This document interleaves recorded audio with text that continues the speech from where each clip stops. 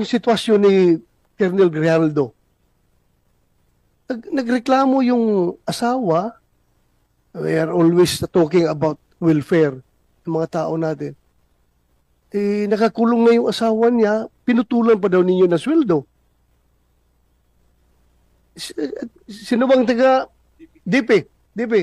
Upo ka dito. DP.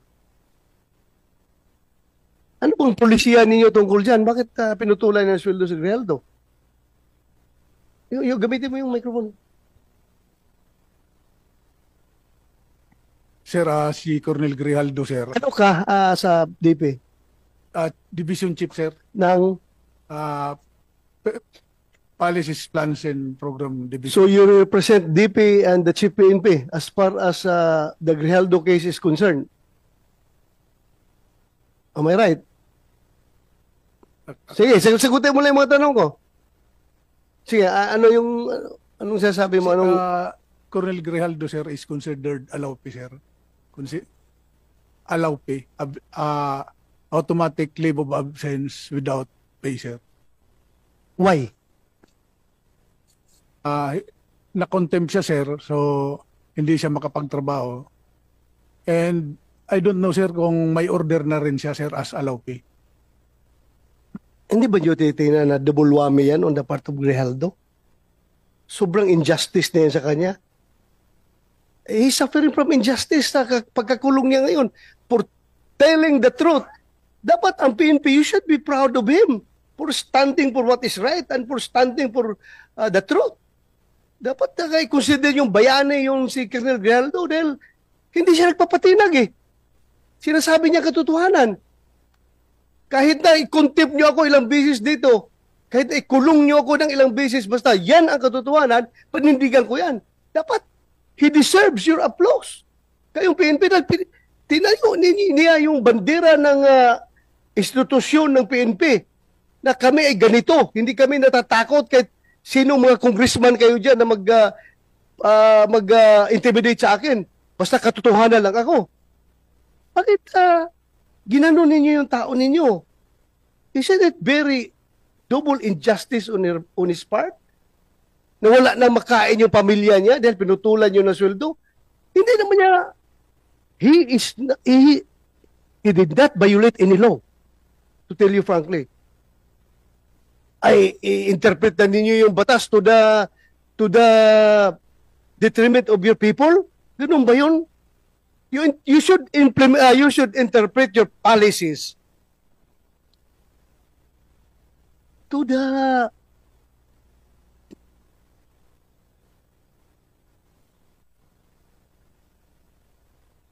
advantage of your people. Tingnan mo, you should be liberal enough to interpret your own policies. Hindi yung porki nakakulong, i-apply ka agad yung no work, no pay, i-apply ka agad ninyo yung, ano ba yung policy natin dyan pag nakakulong? Sabi nyo, yung incarcerated na tao or one is automatic, putol ang kanyang sweldo. Kawawa naman yung tao. Yung ginagawa natin yung policy na yan, ha? The intent of that policy is to make sure na yung mga eskalawag na pulis natin na nakakulong ay hindi na mag-enjoy sa sweldo niya. Is Grijaldo eskalawag? Kaya for purposes of discussion, sabihin nyo, isa, wala kami magawa. Yan ang polisiya natin. No work, no pay. At kapag incarcerated, utol ka ng sweldo. But still, dapat may puso kayo sa tao ninyo. Kung nangyari sa iyo yung ginawa kay Grijaldo, anong sabihin mo? Sige nga, I would like to get your opinion. Sige, you open the mic. Ikaw, nagsasabi ng totoo sa isang congressional hearing. Kinontempt ka, ikinulong ka. Ngayon, nakakulong ka na, pinutulan pa ng PNP yung sweldo mo. Wala ka ng pagkain yung pamilya mo dahil wala ka ng sweldo. Yes, sir. Ano masasabi mo? Sir, I think I will have the same sentiments with Colonel Grijaldo. Correct. Yes, sir. Particularly that he is my classmate, sir. Oh, so your classmate. Huh?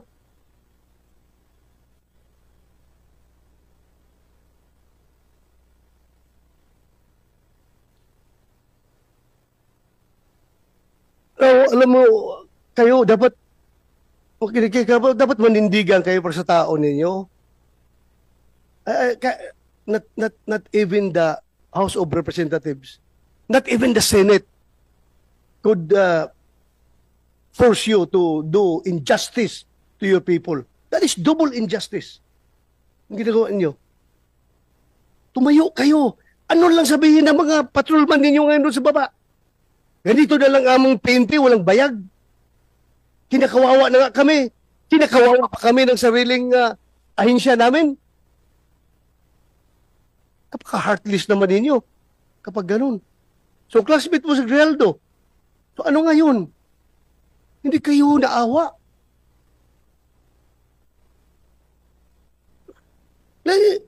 Then, I would like to acknowledge the presence of Senator JB.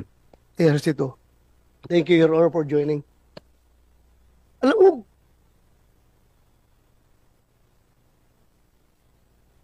that is why I required the Chief PNP to be here.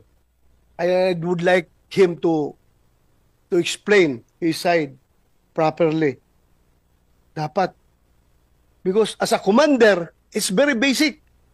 Dalawa yung ating function as a commander. Number one is the accomplishment of the mission. And number two is the welfare of our men. Dalawa yan. Magkatabi yan. Accomplishment of the mission, welfare of our men. Anong welfare ang ginawa niyo kay Grijaldo? Hindi ba talagang nilaglag ninyo siya? Dahil as I have said, you should be proud of him. Hero ninyo siya. Porke galit sa kanya yung Quadcom, galit na rin kayo sa kanya. Tama ba yun na behavior ng isang institusyon na dapat tinitingnan ang kabutihan ng kanyang mga membro? I don't see any reason behind bakit ganun kayo mag-treat ng tao ninyo. Mga tao tayo na hinaharas ng mga politiko doon sa baba. May mga tao tayo na kung ano-ano na pinagpapail na kaso. Ito, kaso talaga sa korte ha. Harassment cases dahil nga ako mismo. May mga kaso ako noon na harassment cases from politicians because hindi ako nag-give in sa kanilang kagustuhan, sa kanilang pansariling kagustuhan. Hindi ako nag-give in. Kinasuhan ako. Pero, at least ang PNP namin noon ay hindi ako pinutulan ng sweldo. May kaso nga ako eh. Pero hindi ako pinutulan ng sweldo. Dahil nakita naman ng PNP leadership na itong tao na ito nagtatrabaho lang. Nasagasaan ang politiko. Ngayon, nagalit ang politiko, rumisbak, kinasuhan. So bakit ko puputulan ng sweldo itong tao na nagtatrabaho? Sa taong matino. You have the discretion being the commander. And your discretion, using your discretion, you should consider always accomplishment of the mission and welfare of your men. Yung pagpuputol yun ng sweldo kay Grijaldo, what mission have you accomplished? Meron kayo mission na na-accomplish doon? Wala. Wala. Yun lang po. Nandito kayo mga pulis, makinig kayo. Nagsusuot kayo ng uniforme na yan. You're wearing that badge. You're wearing that badge. You stand for what is written on that badge. Ipaglaban ninyo yan. Huwag kayong magpaitoy-itoy sa mga politiko. You know what I mean? Huwag kayong magpatuta-tuta sa mga politiko, Yung mga politiko na yan, hindi yan nagtitraining. Kayo, nagtraining kayo. Yung sweat, blood, and tears ay nagsipaglabasan sa inyong katawan dahil sa training na yan. At gaganunin lang kayo.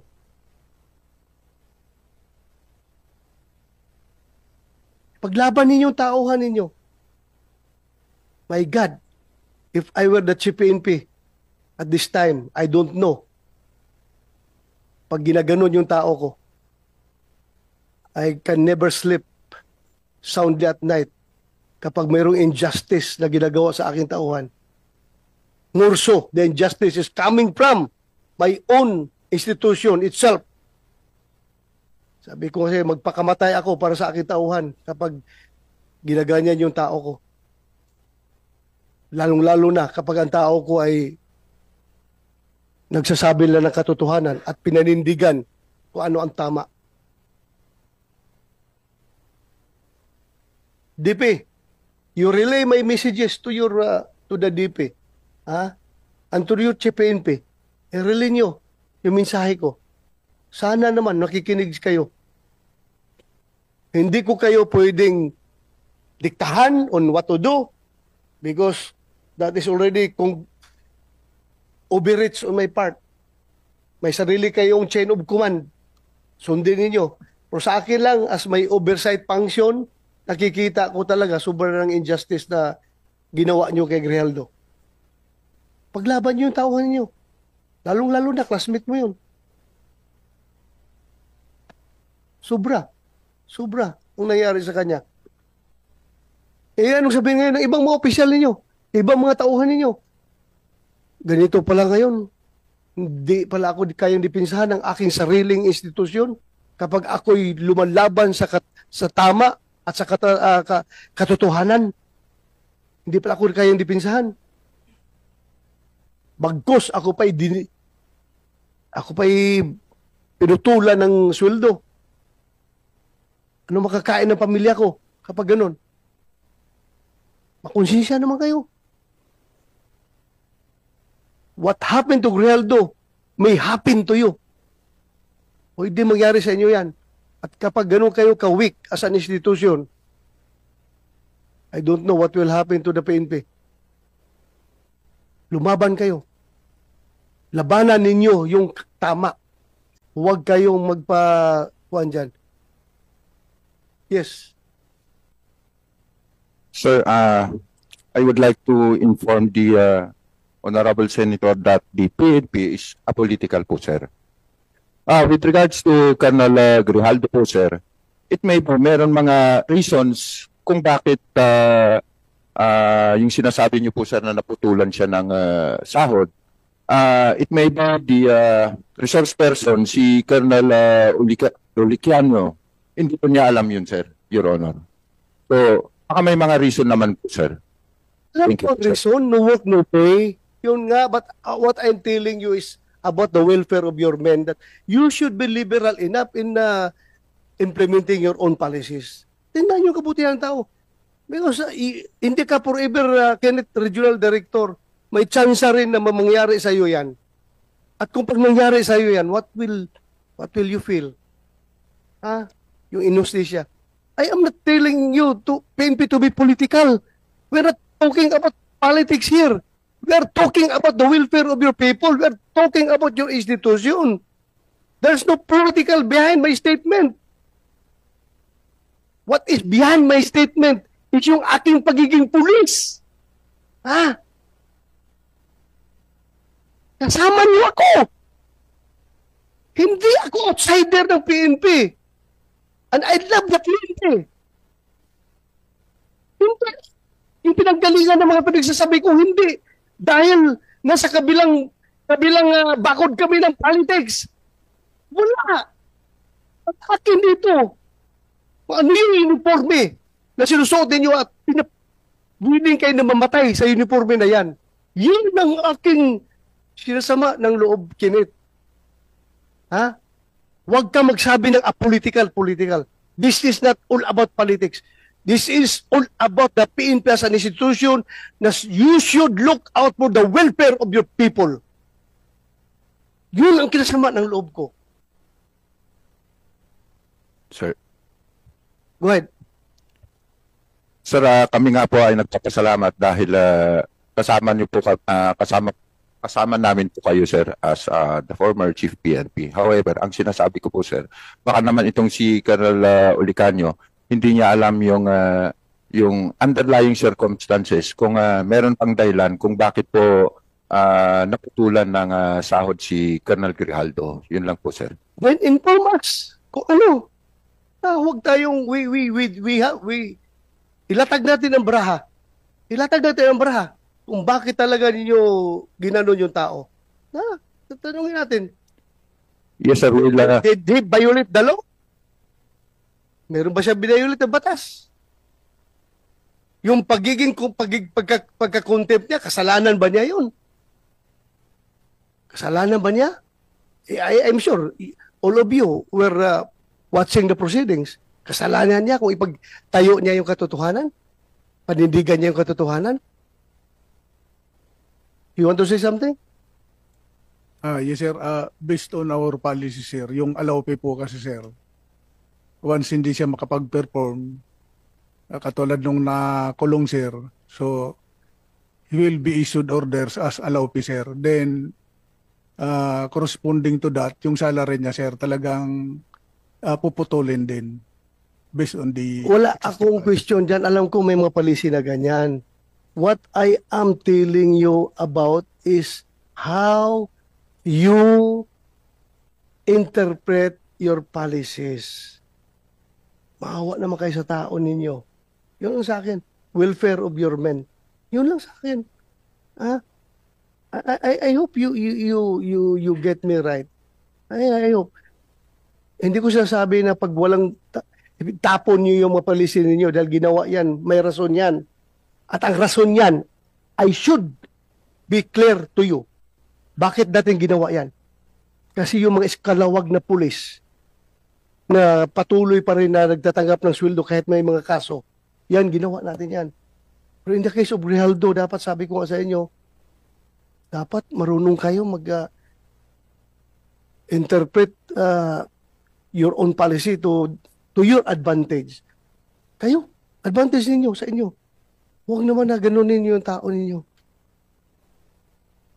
So, yeah, you want to say something? Yes, sir. Sir, we will submit ASAP, sir, yung documents regarding Colonel Grijaldo, sir, to your office. And we will also inform yung office concerned, Your Honor.